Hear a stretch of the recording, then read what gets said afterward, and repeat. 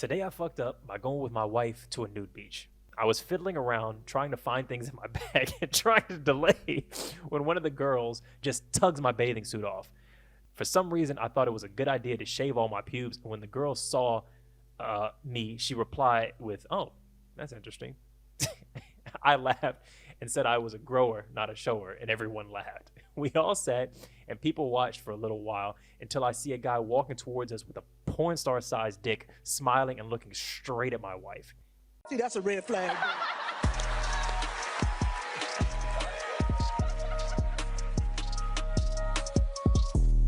It's a red flag. It's been a very long drunken day, but I'm fine. That's good. All right, fuck it. Let's just go ahead and get into it. All right, so welcome everybody to Waving the Red Flag, the #1 dating and/or drunken afternoon podcast. It's your boy Eddie. It's Alvin. Josh is currently away hosting a book club for wayward children and nursing puppies back to health, but he will be back next week. All right, you want to do a little Today I Fucked Up? Today I fucked up by going with my wife to a nude beach. So a bunch of my wife's friends were talking at dinner the other night how they missed going to a nude beach when they were younger. We're not old, mid-30s, but my wife had told me she went in the past with this group of friends, some of which are still single, some married. So at this dinner, I said, that'd be fun. I've always wanted to go. Let's do it. My wife protested, saying how she didn't want to go, which is that. Oh, yeah, okay. So how it would be weird now and so on, but I persisted. Eventually, I convinced her and a few of her friends, the single ones, to go out today. That's a little, okay. So we went there, and all of a sudden, my courage dropped significantly. In my mind, hanging out with a bunch of naked women was an amazing thing. But once our feet hit the sand and we saw each other people naked, I started to hesitate. The girls pressed forward. They were very excited, and they dragged me along, saying how this was my idea, so I complied. We found a spot and set up our chairs and towels, and one by one, each girl stripped down. My wife went last night, then there was me. I was fiddling around trying to find things in my bag and trying to delay when one of the girls just tugs my bathing suit off. This was it. For some reason, I thought it was a good idea to shave all my pubes, and when the girl saw me, she replied with, "Oh, that's interesting." I laughed and said I was a grower, not a shower, and everyone laughed. We all sat and people watched for a little while until I see a guy walking towards us with a porn star sized dick, smiling and looking straight at my wife. He was walking over with another girl who I just kept my eyes on, and once he got to our area, he says, "Hey," my wife's name, "it's so good to see you." My wife stood up and said, hey, Chris, and they hugged each other. I thought it was so odd, and I was a little defensive that this naked guy was hugging my naked wife. Chris introduced the girl he was with as his wife, and my wife turned to me and introduced me and says, "Chris is an old friend from college."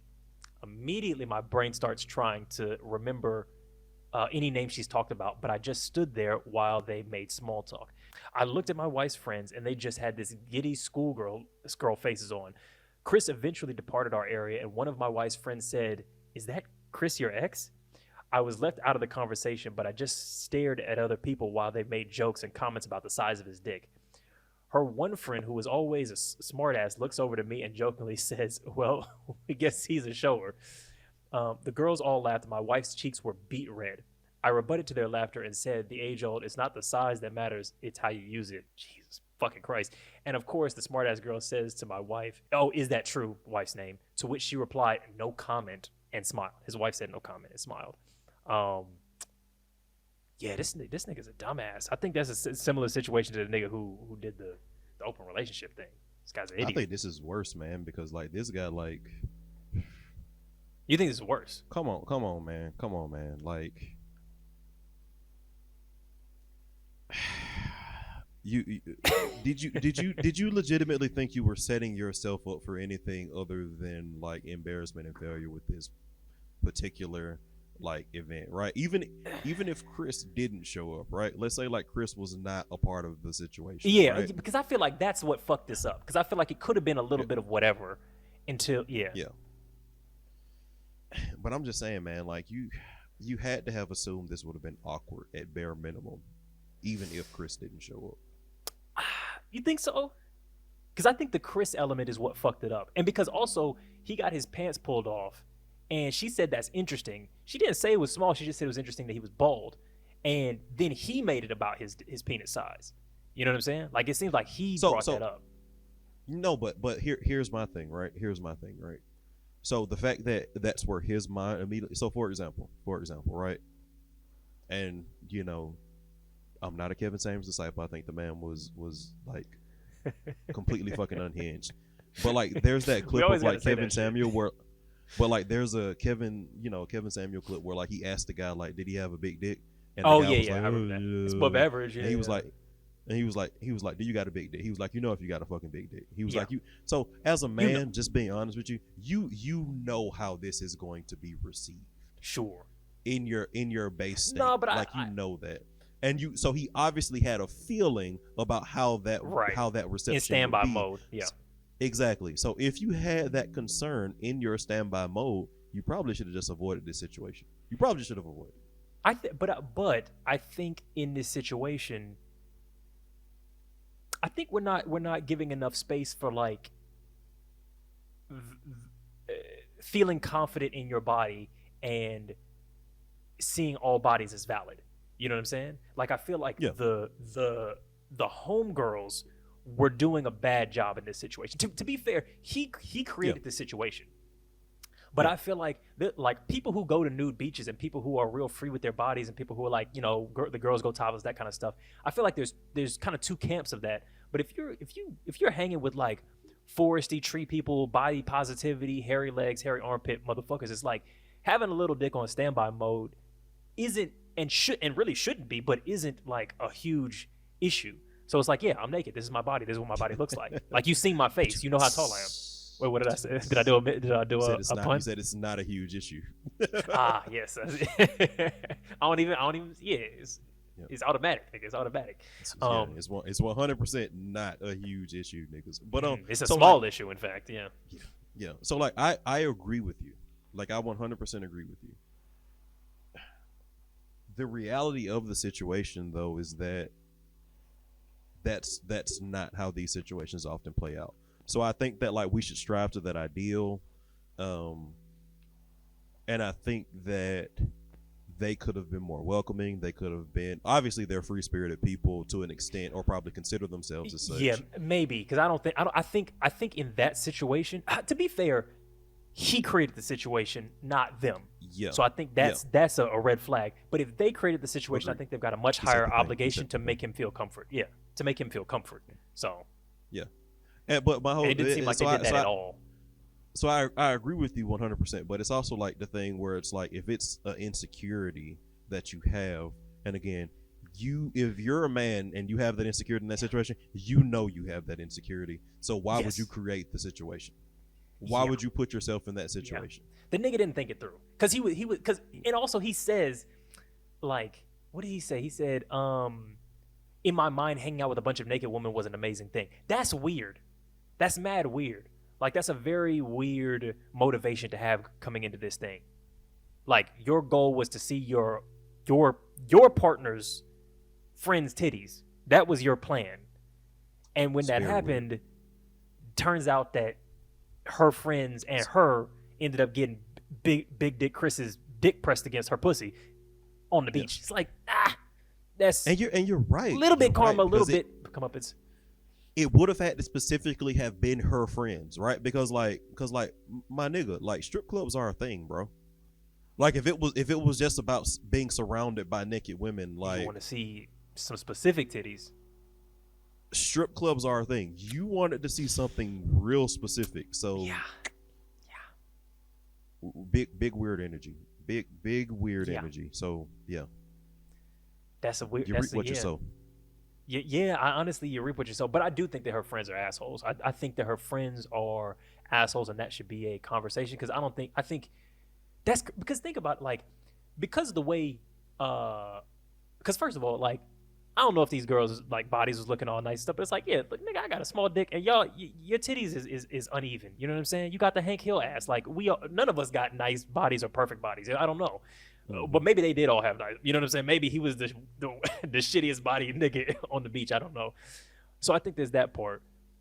But, like, people walk around with unconventionally attractive bodies, or like different kinds of bodies. Like, if you go to a wedding and you're 5'5", you're just 5'5". If you got a tooth missing, you just people just see that if you're bald. But genitals and titties and like things that we consider to be nudity are hidden, so there's like a bigger stigma around it. But it's like you wouldn't well, actually, honestly, if you went to the beach and her ex rocked up and he was like really pretty, if he had a he had a fucking 8-pack, you know what I mean? Exactly. Like, would this kind of happen? If he was if he was 6'6" with a 8-pack, you know? Yeah. And you're there with your, boomhauer little belly and your, farmer's sunburn or whatever. It's like, maybe the same thing would happen. So, but that would be nothing but asshole moves. Yeah, I'm not. Yeah. So you're an idiot, but yeah, they're assholes. Some heat for the friends. Some heat for the friends. Some heat for the friends. Yeah. And yeah, now she got to do the like, oh no, he doesn't mean anything. He was just, and it's like, man, nah, nigga, it sucks being the nigga that maybe she settled for, But that's like I've said before, everybody's settling for somebody, but you want to keep that shit out your mind. Yo, did you see that one that was like the dude playing the video game with the baby strapped to his chest? Yes. You just couldn't wait to put him down before you started the game, huh? Bro, you wanted me to put him to sleep. But the game couldn't wait?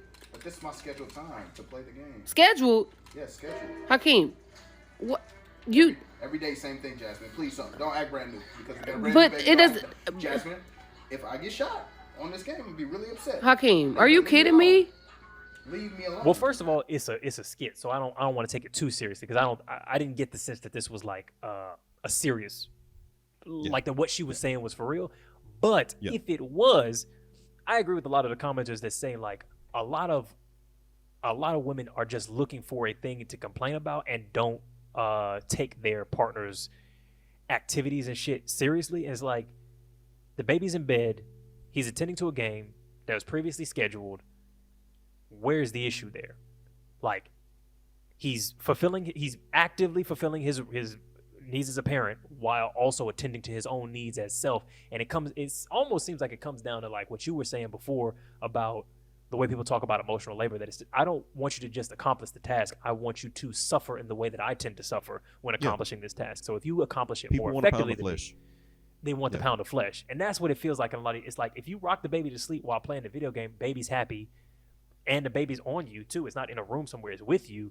That's even better outcome wise, and you're still enjoying yourself. What are we mad about? What are we pressed about? Yeah. You're sorry, happy? I'm efficient. Yeah, I'm efficient and happy. Like, what are we mad at? So that's the only thing I had there. But again, it's a skit. I don't think it's real. It's a skit. It's 100% a skit. So I'm like, I feel like people get mad about these situations. It's meant to have niggas like us talk about it. It's meant to like. I don't even think it's meant to have niggas like us talk. Oh no, no, it's meant to have niggas like us go see women or or whatever. And that's what a lot of the comments are. This like, see, women bitches can't never be happy. And it's like, this is somebody made up a skit to create a scenario, and it's like no actual real woman had these feelings about any actual real man for us to build this narrative around. So yeah, while I think that, I'm like, is that big of an issue? Not really.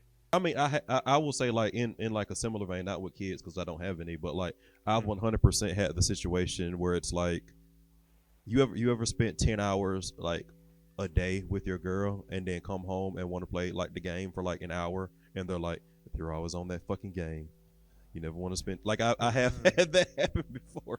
So it's a like, common thing that is like, I don't want to gaslight niggas. It's a common thing that I do hear being an issue generally.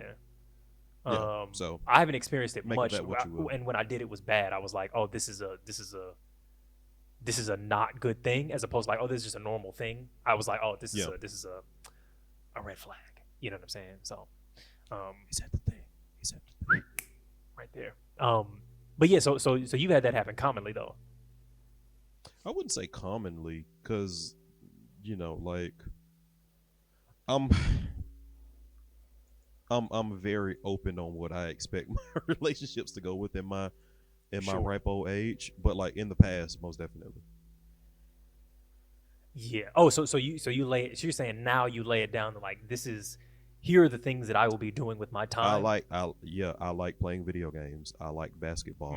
I watch lots of basketball. I am out of the paint during football season, Saturdays and Sundays.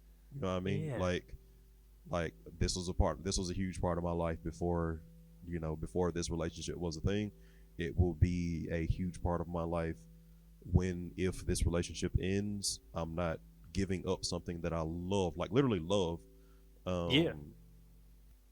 for something else that like could potentially be something else, or that I grow to love in and of itself. I want all of that as a part of my life. It's got to fit together. So yeah. if it's got to fit together, yeah.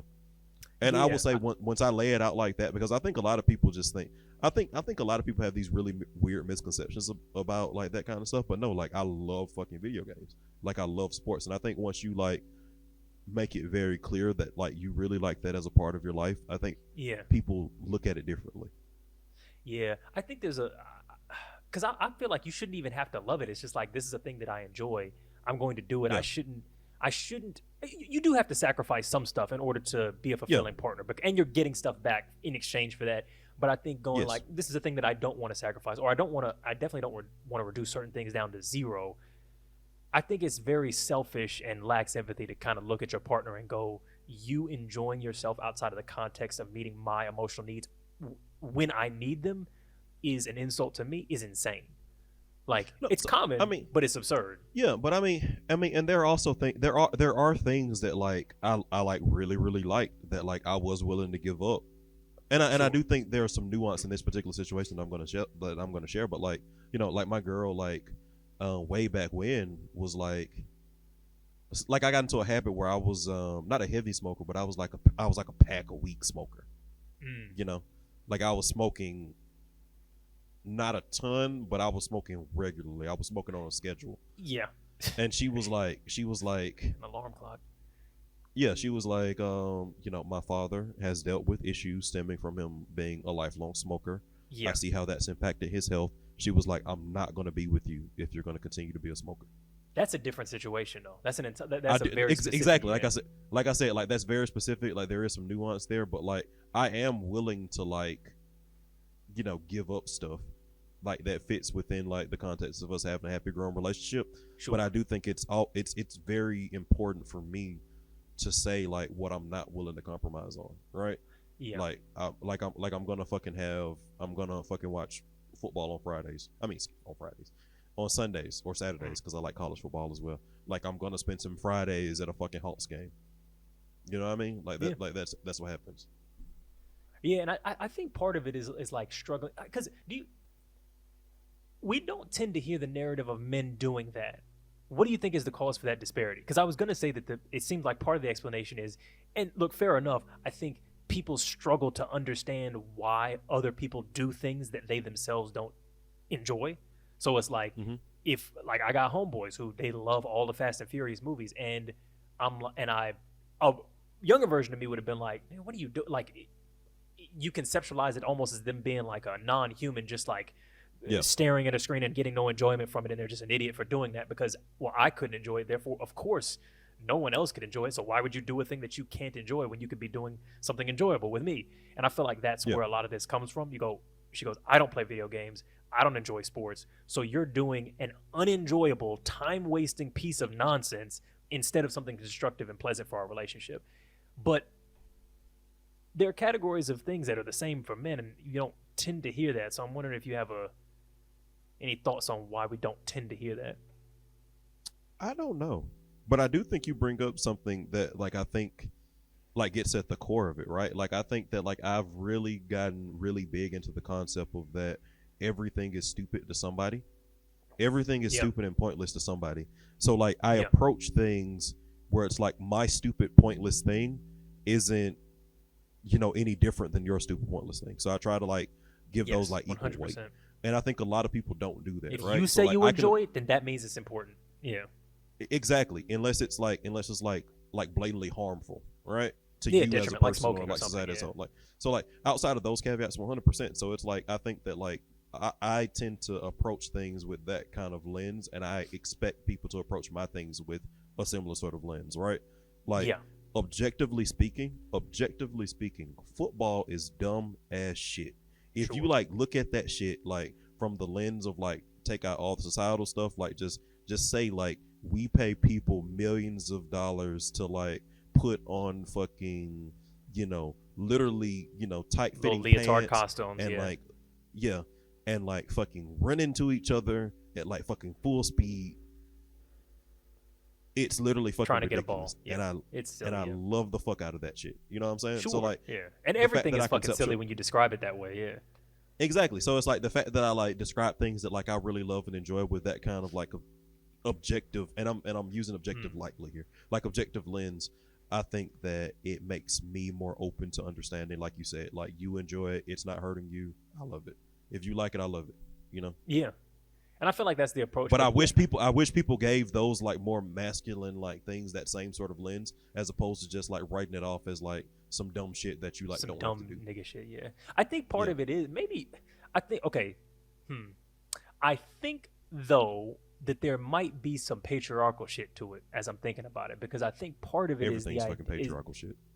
Just being that's Yeah. not sarcasm. That's like legit. Like Yeah. No, I know you weren't being the sarcastic. patriarchy hits Yeah. everything, man. The patriarchy is Yeah. out there.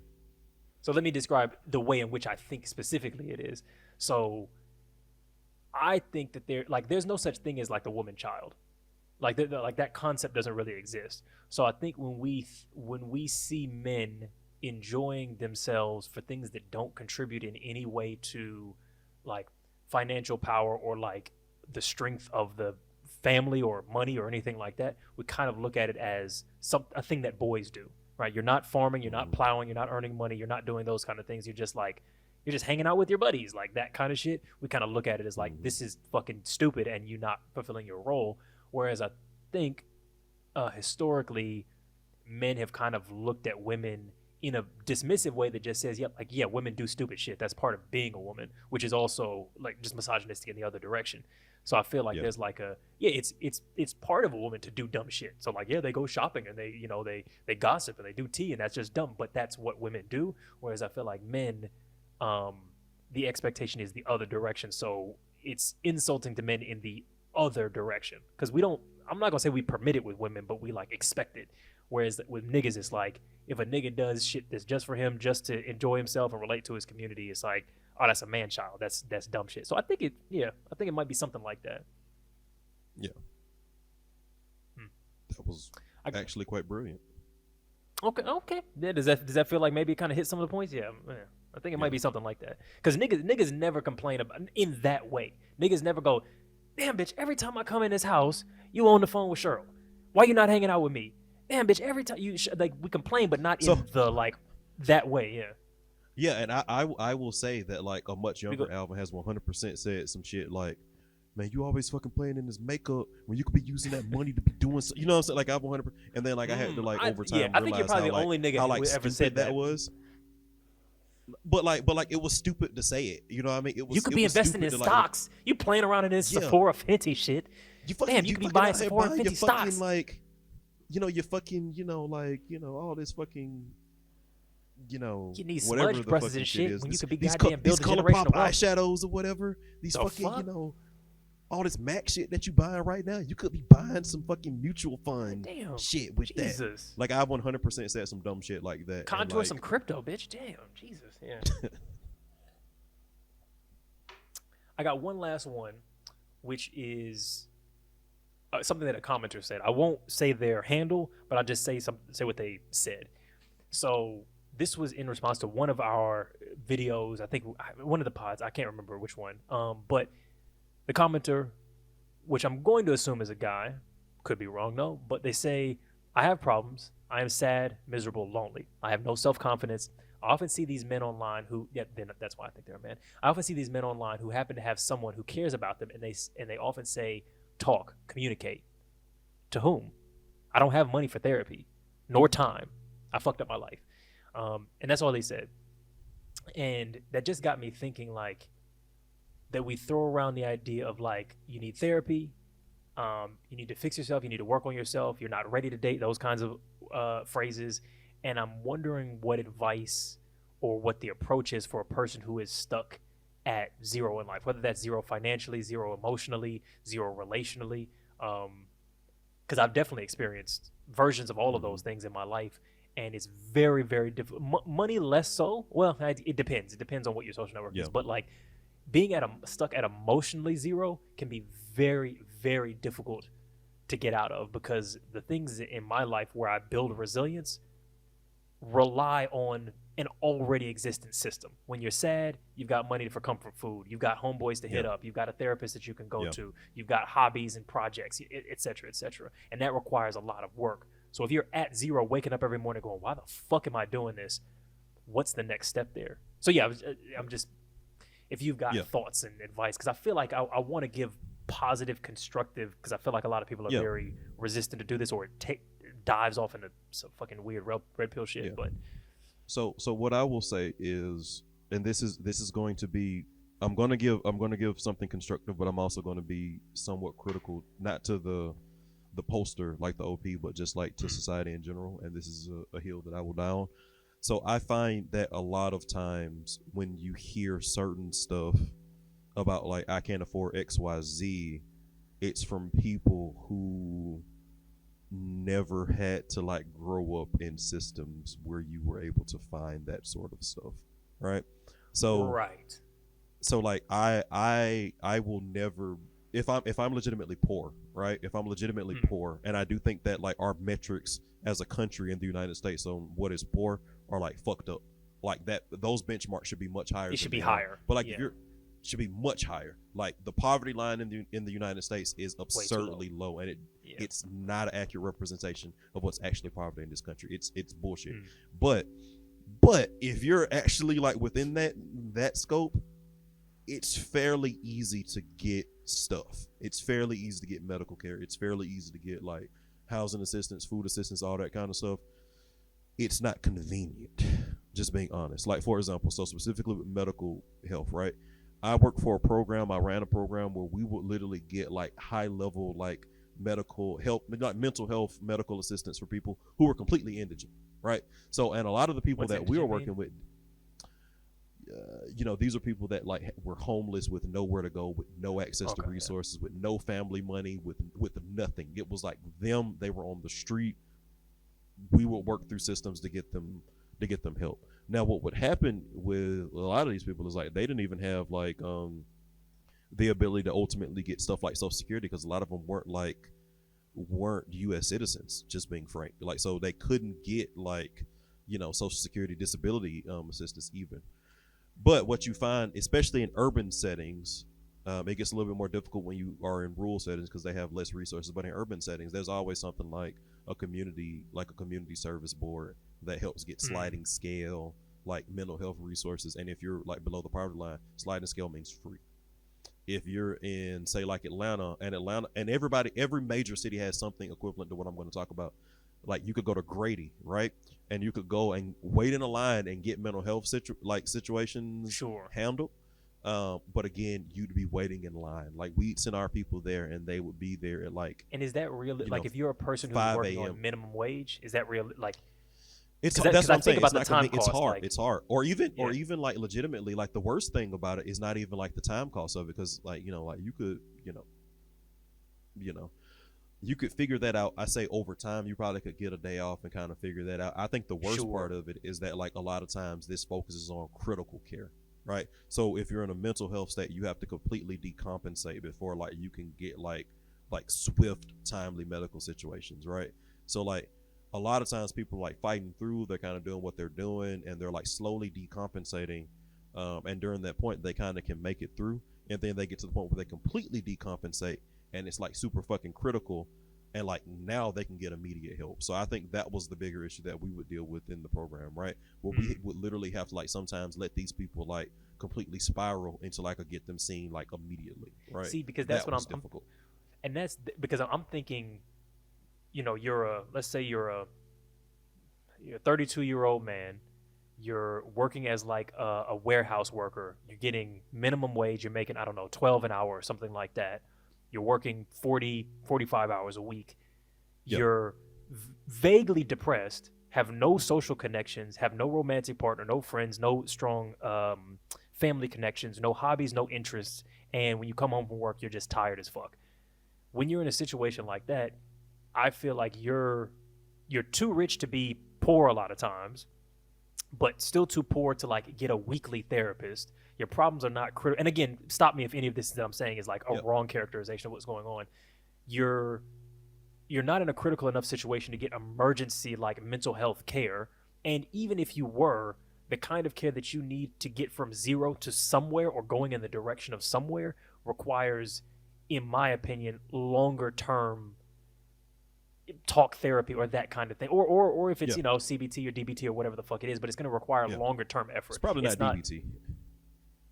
Okay, but fair. I get what you're saying. I just threw that in there. I don't even know what the fuck was that dialectical. I don't even know. How they that do is, like DBT for like people with like fucking like the personality disorders and shit. You know what I mean? Well, that's like, what. Because that's why I threw it in there, because I'm like, some people in those situations, they're zeroing out as a result of personality disorders that are pushing people away from them. No, so that was what I was thinking. But it's like, in order to get that and get it long term over a long period of time, to have some actual real progress is like pulling fucking teeth.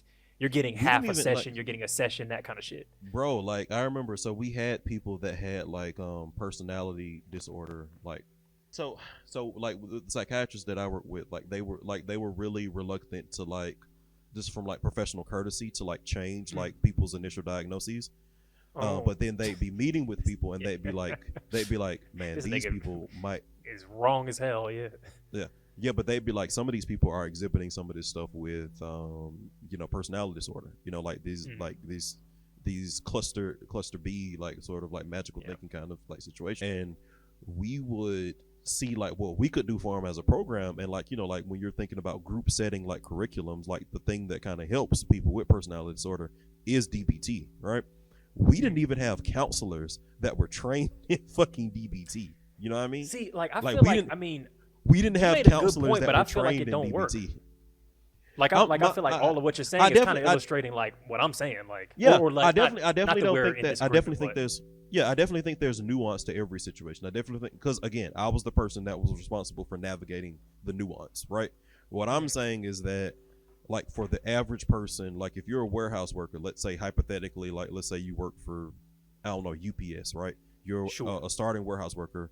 You probably make closer to $15 an hour. If you're a single man, you're probably above the poverty line, but you're probably still stretched. You're probably still struggling to make ends meet. If something comes up, you're probably fucked.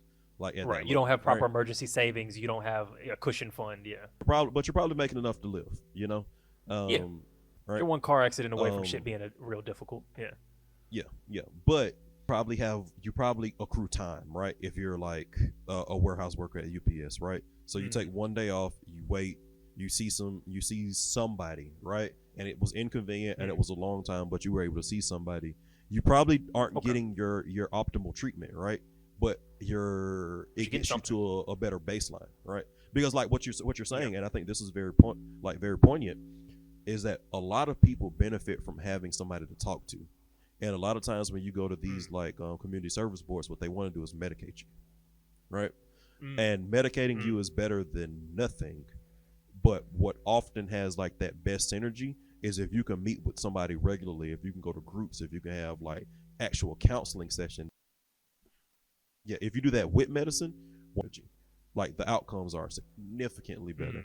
But that does take a lot of time, a lot of resources. And if you're, like an average warehouse worker, to continue to use your example, you may not have that, but you probably have some resources to get you to a baseline that's better than zero.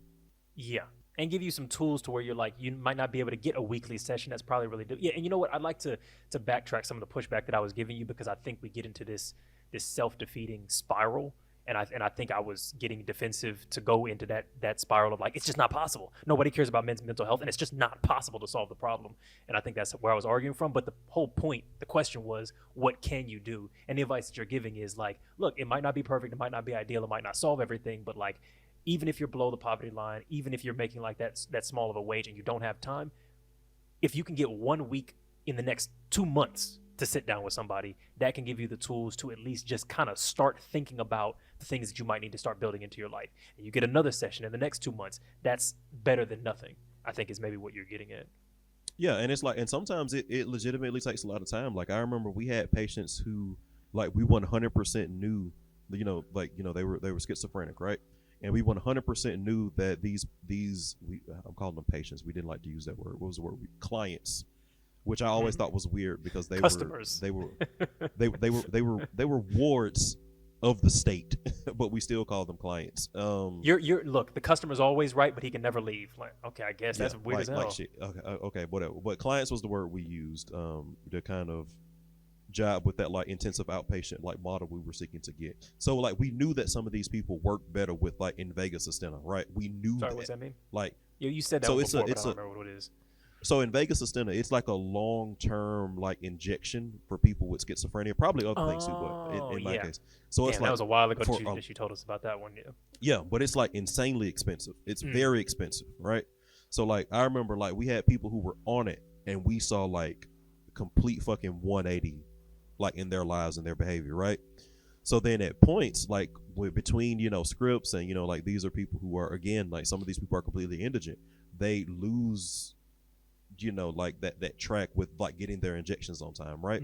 So we send them to Grady again because you can go to Grady, and if you're indigent, like you just get free care because it's sliding scale, right? So if you're a poor person, but they wouldn't start these people on in Vegas Astenna. They were like, this is really expensive, like that's kind of like our like third line of defense, and we have to establish care. So we were gonna see how they react to this other injection before they do it. And I'm like, motherfucker, I'm telling you that this is what works for them. Yeah, like we've I'm already giving done you that medical work. records. Yeah, we've done the work. We know what fucking works for them. So it would be difficult, but at the end of the day, they were better on these like injections that again weren't their ideal than they were with nothing. Then nothing. Sure. Yeah. I think that's a really starting point. Yeah. So I'm not saying this stuff is like like it fixes everything. I'm saying that something is better than nothing. Continue to work while you get that something to get what's best. Yeah, and look, the other thing is to this comment or anybody who's in a similar, because this is something I want to. We're not gonna solve this in just this conversation, but this is something I want to revisit. Nobody solved this. In the future. No. But I do think that you can get better at, as an individual, at an individual level. I think it's a thing. Yes, there we go. But like systemically, structurally. No, sure. Like, nah. But what I want to revisit this because I think there's capacity for folks listening who may be in this situation to be like, okay, here's some fucking steps, and there's a version of me 5 years in the future that's not in the situation that I'm in right now, and I want to be able to explore that, through these episodes. So I would say that the thing that you said about therapy, like do something. And even if you don't have money, there are probably depending on what state you're in, you probably have access to something. Maybe not weekly talk therapy, but something, I think is the advice that you're giving. I would say if you can find any amount of spare time, put it into doing something social, like some sort of community activity where you can potentially find a friend. Like a single friend will change your fucking life.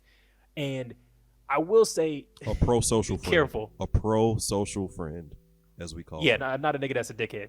I will also say, like, and this is a hard one, but like, try not to put it all on Front Street. You know what I mean? Because I know, like, you going through stuff, like you said. But, like, maybe don't start the friendship with the comment that you've given us. Like, obviously, it's appropriate for us, but, like, take it slow. You know what I'm saying? Build friendships, but try and take it slow to the extent that you can. But if that's basketball, if that's a pool hall, if that's a YMCA, if that's a book club, whatever. If there's any kind of group situations that are open to the public that you get into, give that a try. You ain't gotta come in there with the goal of making a friend. Just show up, hang out, do the activity, whatever it may be, and try and do that.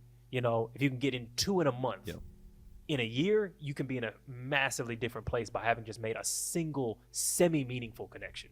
So I think those are 2 starting points. And I will say, and again, just to piggyback off of what you were saying, so for anybody in the Atlanta area, there are these things called wellness centers. So there's one in DeKalb County. It's a wellness center where like they have like free activities catered toward people with mental health and illness, and it looks just like a regular house, but you can go in. Anybody can go into it. So if anybody wants to go, who maybe not know anything about mental health or be experiencing mental health issues and just wants to quote unquote audit or just like understand more about the process, because a big part of their missions, these wellness centers, is outreach and educating the public about it. So like I don't have mental health issues to that extent, but I've been to like lots of wellness centers within the metro Atlanta area just to kind of understand it as a part of my prior function, just to understand what they offer, what they could do. They also have at a lot of them what they call wellness rooms, right? So people who are spiraling and just kind of need a place to be, you can sign up for these rooms and you can literally just stay there, for several days. We've had people that were staying there for 48 hours, 72 hours, just because they needed a place to kind of unwind, not go through like the decompensation process like on the street, So a lot of major cities have very similar issues. Again, you get more stretched with resources the more rural you get. But I know in Metro Atlanta, the city and a lot of the inner ring suburbs have these wellness houses. Perfect. Very well done. Well, look, everybody, I'll say if your partner is telling you to get off that game, even though it's not causing no issues, you might be seeing a red flag. But at the same time, damn, I should have done a serious one. But if you invite your wife's homegirls out to see their titties and end up seeing a big dick nigga pressed up against your wife, it honestly might be you that's waving a red flag. And everybody take care of your mental health. That's the main takeaway. I should have tossed that in there somewhere, but I didn't. But anyway, it's waving a red flag. You know what I'm saying? We'll see y'all next week. It's been Eddy. It's been Alvin. Now we've just added YouTube membership, so if you want to get like being able to see the pre-shows and being able to come on live, you'll be able to do that through YouTube memberships as well as Patreon. So join the Patreon or the YouTube membership if you want to join the pre-shows. Subscribe, let us know what you think. Let us know if you've got any questions down in the comments section. We'll see y'all next week, and peace. That's it. Boom.